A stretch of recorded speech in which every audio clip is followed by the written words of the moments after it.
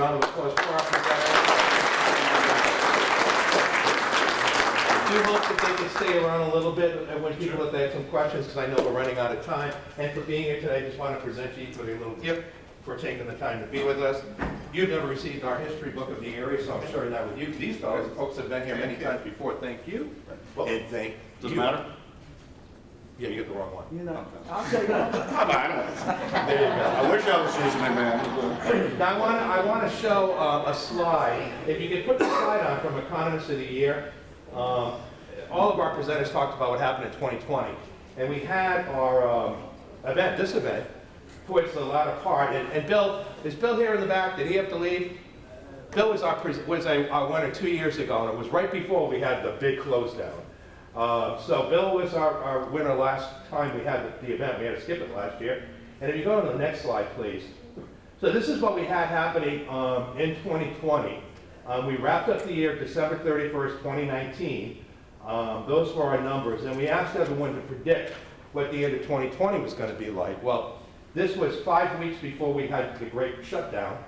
But as Sean was mentioning earlier too, when we had those peaks in the summer of that year, those 2 months, we were already back down at the end of the year from a 3.5% US to 6.7. It had gone down. It was a roller coaster. It really came right down. The prices that we saw a big change was crude, which has changed a lot for this year, which you'll see on your sheets at your places. Please fill them out. So I want to introduce Aubrey, who's going to say a couple of words how she came up with these predictions, which was a crapshoot in 2020, you have to admit. But she is our economist of 2020. She gets in January. And if you, I want to ask Aubrey what she was thinking. Did you know the pandemic was coming? Actually, my father does a lot of travel in China, so I actually, in December, had actually kind of heard that there was kind of things going on. And I do work in economic development, so the fact that it was going to be so global, I kind of had hopes and prayers that it wouldn't be.